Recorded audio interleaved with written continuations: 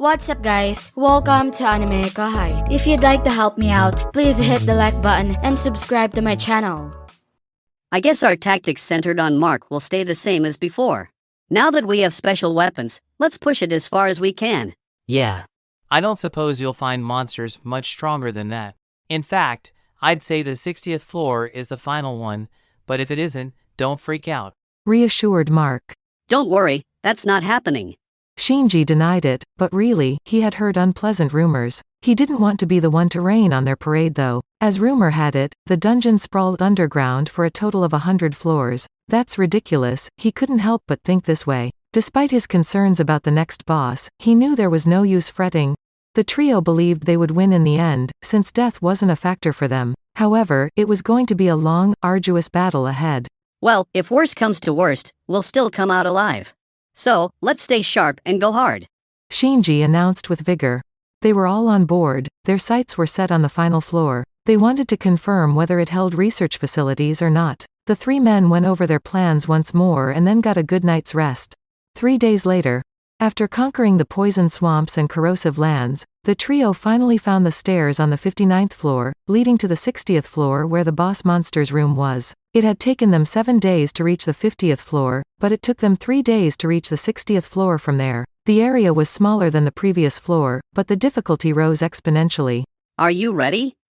Yeah. They had rested up the night before and were full of energy, ready to go. The one ahead is called a guardian, just like the one from floor 50. There's no doubt that it'll be an intelligent monster. I know. It's likely that it's more troublesome than the Death Lord we fought yesterday. Let's go all out from the start. As long as they kept their cool, the boss would go down easily. They gave a final nod to each other, and then they carefully placed their hands on the door and pushed it open with a single thrust. Stepping back a bit in time, I was in my room, working on building a surveillance system. Currently, intelligence agents dispatched by Soe and Moss were waiting at key locations in the Great Jura Forest. Not only that, they were stationed all along the coast from the Kingdom of Farmenas to the northern part of Ingracia, and even at the tops of the mountains. Despite this, I was still uneasy about our intelligence gathering. Latency was my biggest fear here. Although the agents were stationed in pairs, there was a chance that both of them could be killed at the same time. If that happened, then the intel from that zone would be completely cut off. The death of the agents was one thing, but the inherent delay caused by that could threaten the survival of a nation. In order to prevent such circumstances, I had strongly warned Soe to exercise extreme caution. In the event that one of these agents were uncovered, while they might not get killed, it would still lead to confrontation and combat. That would naturally mean a delay in the transmission of intel. And that was what I was trying to eliminate, along with making this network robust and secure.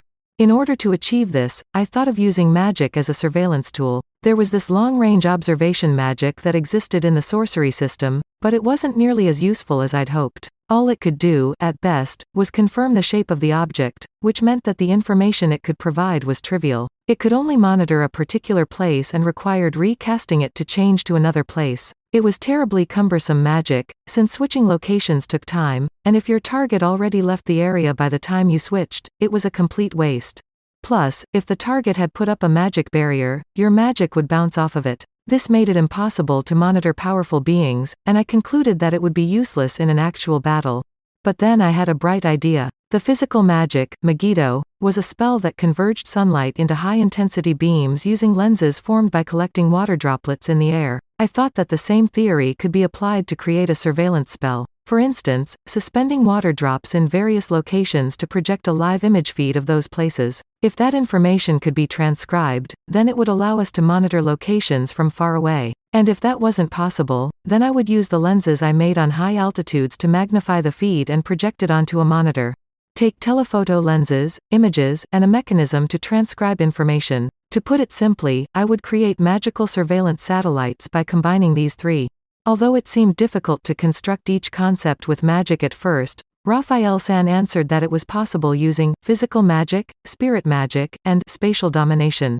Now all I had to do was to send detailed requests to Raphael-san. Just like that, my improved magic concept had been created. Once this surveillance system was in place, it would be easier to safely gather reliable information. The potential amount of information that would be obtained was enormous, and no matter how the enemies moved, it'd be a piece of cake to find out what they were up to. You might be thinking I was just playing around during these hectic days, but this was super important. He who controls the information controls the world, and thus, wars as well. During the Battle of Tsushima during the Russo-Japanese War, the Imperial Japanese Navy destroyed the Russian Baltic Fleet under the command of Togo Heihachiro, the commander-in-chief of the combined fleet. It was said that the most important issue faced by the Japanese Navy in this battle was whether or not they could actually encounter the enemy fleets. Predicting the place you would capture or intercept the opponent was crucial. If their predictions were off, this battle would not have occurred, and as a result, Japan would have been defeated. And this was applicable to our current situation as well. If our forces were deployed in various locations, there would be a high possibility that we, who were disadvantaged in terms of numbers, would lose. The deciding factor for victory would be whether or not we could read the movements of the Empire and make them concentrate their strength at the right spot. On the other hand, if the Empire dispersed its forces, it would be possible to defeat them individually after devising a more detailed strategy. This magic was essential for us to execute our strategy, and above all, for us to obtain certain victory. While I just spent my time talking it up, I had, in fact, already finished the prototype stage of the project. I also made sure to ask Raphael-san to make it nice and user-friendly. What? I couldn't have done this myself? Don't be stupid. Raphael-san was my skill, so if it was working hard, I was working hard. Thinking about it that way, I might have been working too much lately. I should take a short break to unwind. For the first time in what felt like ages, I enjoyed the black tea that Shuna brewed. As I was relaxing, I was musing over the uses of the completed surveillance magic when suddenly, Rimuru-sama, I have something urgent to report. I received a message from Beretta through the telepathy net. My jaw dropped as soon as I heard the report. A second group had conquered the 50th floor of the dungeon. By the way, the first team was, needless to say, Masayuki's party. They were taking a break right now due to this pre-war situation, but they had already reached the 59th floor. Thanks to Masayuki and his team, the dungeon was booming. More and more challengers were arriving every day, and we were raking in the dough.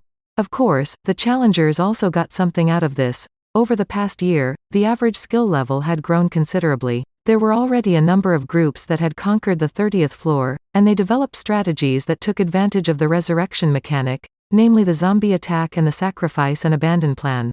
Upon passing the 30th floor, the cheap death traps and monsters that fought in groups were becoming quite the nuisance for challengers. In spite of their wicked strategies, they were struggling. As always, the strong challengers persevered. Fighters with simplistic attack habits were initially left in the dust, but as time went on, they honed their skills and obtained better equipment. Eventually, they could hold their own, too. The ability to adapt was a frightening thing, as some people became experienced enough to avoid even the most vicious traps by intuition alone. Like that, the groups fighting on the front lines recently began approaching the boss monster on the 40th floor, where they all ran into a roadblock. Floor 40's boss monster was a Tempest Serpent, ranked A-. It was that black snake I encountered way back when, which took pride in its breath attacks that were devastating against groups. Many people's weapons were corroded by it and they would often come crying to our stores. We would give them a hand by lending some of our Tempest trademarked equipment and they would eventually become regular customers. Our store policy, you break it, you buy it, was another way to make good money, all thanks to the Tempest Serpent. The serpent roughed up the challengers and stripped them of their hard-earned gear. It was such a dependable guardian who netted us a wonderful stream of income. What a pity it got defeated. Also, they had even beaten the guardian of the 50th floor. Masayuki's group was kinda cheating when they did it, so this time around, we had a party that meant serious business. They also claimed the cash reward, but the hype it generated was a worthwhile trade-off. New heroes were emerging on the daily within the labyrinth, and it was flourishing like never before.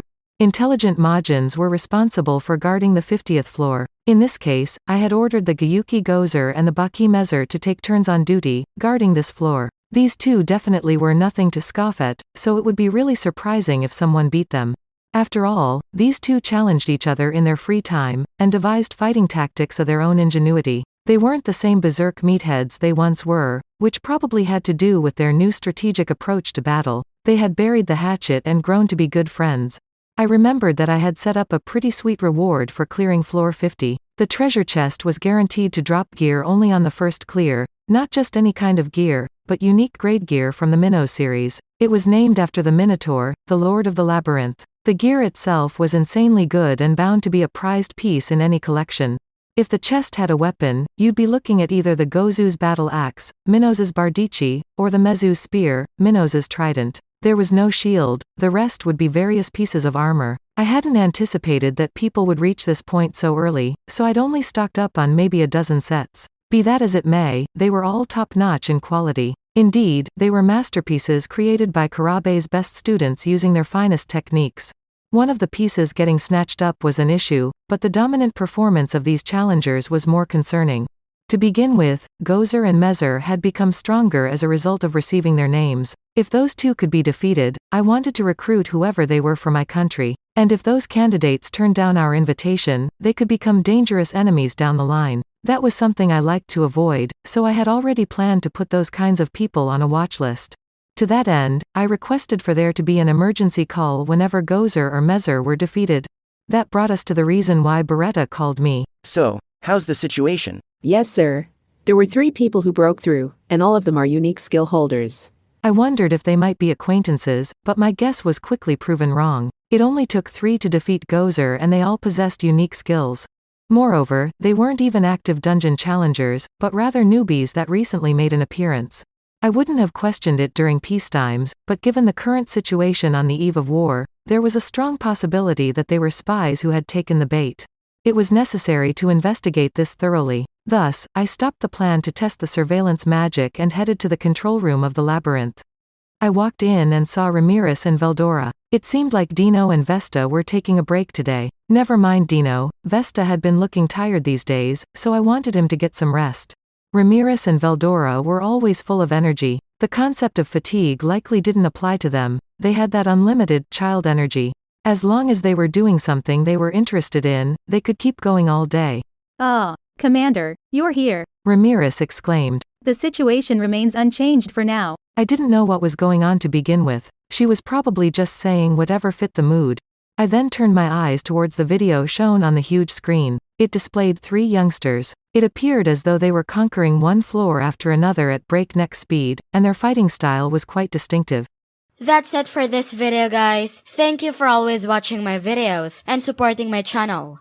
A big thanks to the AnimeKouhai patrons who made this video possible. Jared Bressler, Sanketh Chelu, Minotaur, Chad Vauta, Byakuya 327, Kieron, Ray Perez, Chris Guzman, Aditya Mittal, Gilbert Mina, Jason Messenger, Speed Saber, Donald Williams, Moab A, Day of Light, Dia Silly, Walter Obi, John M, John Charles, Akon Angok, Markithian Tidwell, Trevor Federkins, Andre L. Hamilton, Adrian, Sean Sinclair, Kumo, Tibush, Kirisoto Sama, Mac 3, Changkang, John L, Fraser Guzman, Masiaj Besaraba, Abdul Mokti, James, Tojam, James, Edgar Fuentes, JV, Dirty Old Hobo, Gonsi Direco, Thomas, Edmund, Jay, Christ, Ace Mozart, Cyril, Joshua Cousins, Jose Hernandez, Vethelny, Nathan Pollen, Lunel Scarlett, Khalid, OJP, Chris Chan, Odin Sinclair, Ryan, John Wong, Manuel Tan, Benjamin Garfield, Mika Pekarinen, Sino Rocks. Thank you so much for helping out.